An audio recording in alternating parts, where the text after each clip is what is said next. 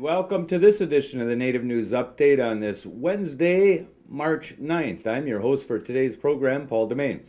Many of the stories read here can also be found at our website at IndianCountryNews.com, and here are some of the news stories for the day from the Associated Press and other Native news sources.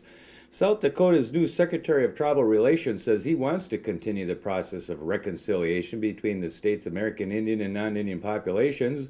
LePlante was appointed to the new cabinet-level position by Governor Dennis Doggart. LePlante tells the Rapid City Journal that he was inspired by the former Governor George Mickelson's Year of Reconciliation 2 decades ago.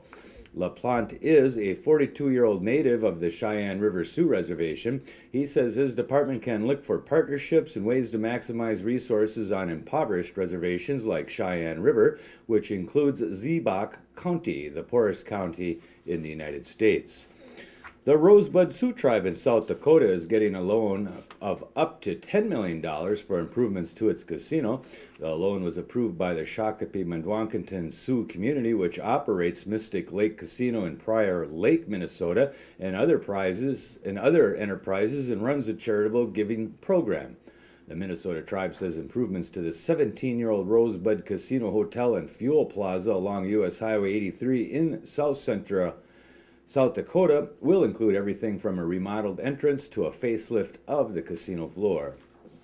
Tim Giago of Pine Ridge, Dakota, said he will retire April 1st after a 25-year career in Native American journalism. The 76-year-old Gallego told KOTA television that he plans to spend the next 18 months writing an autobiography.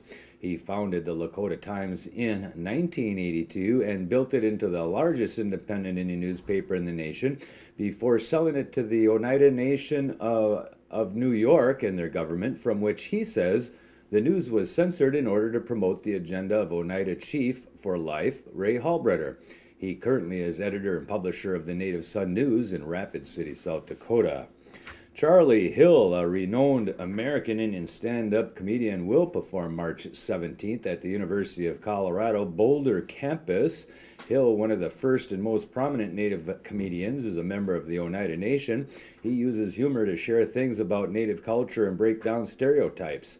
Hill's humor is filled with cultural observations and focuses on his experience as a Native performer in the national spotlight. Hill has performed on The Tonight Show with Jay Leno and The Late Show with David Letterman. Hill has also written for Roseanne and was featured in Moesha. The performance the performance is free and open to the public. The event is sponsored by the University of Colorado's Oyate Native American Student Group and the Cultural Events Board and the University of Colorado Student Government.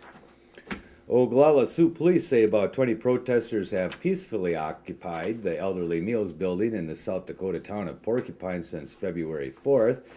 Captain Milt Bianis says officers are making routine security checks while waiting for the tribal administration to negotiate with the members of the Strong Heart Warrior Society, made up of members of the American Indian Movement, who have been calling for national reinforcements, food, blankets, and donations to sustain the occupation. Members of the group accuse Meals program staff of elder abuse, ranging from physical threats to undercooked food. Bianis says he has no evidence whatsoever that supports the allegations. The Cherokee Nation is hosting a workshop in March that will focus on successful home-based business marketing strategies. The workshop will take place on Tuesday, March 22nd and March 24th in the Osio Room of Tahlequah's main tribal complex. Participants may sign up for either session. Dr. Michael Landry, marketing professor at Northeastern State University, will conduct the workshop, which covers methods of setting up, marketing, and branding home-based businesses. Participants will learn how to determine which businesses are right for them, how to name their business, how to measure customer service, and ways to use media for promotions, including ideas for getting free publicity, discounts, and advertising. The workshop is open to the public and seating is limited to 20 for each session. There is no cost to attend. Participants must pre-register by March 22nd, and you can go to Valerie/scraper@cherokee.org. We'll put that URL up here so you can get it, write it down, and go open your pet rock business if you want to. Who knows when the next $1 million New Deal is going to come up.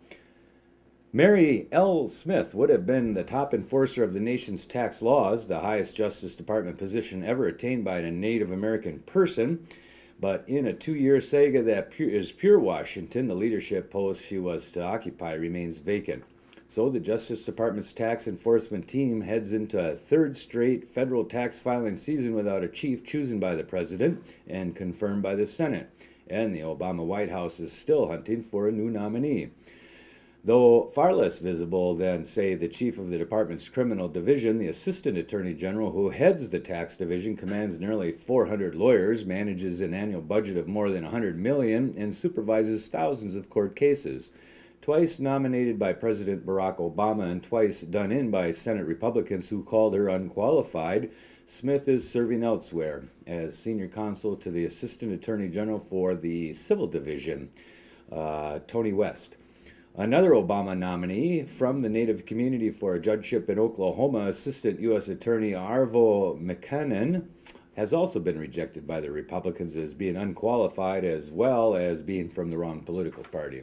And that is the latest roundup of news from Indian Country on this edition of the Native News Update. We want to thank you for joining with us and come back again soon. Miigwech.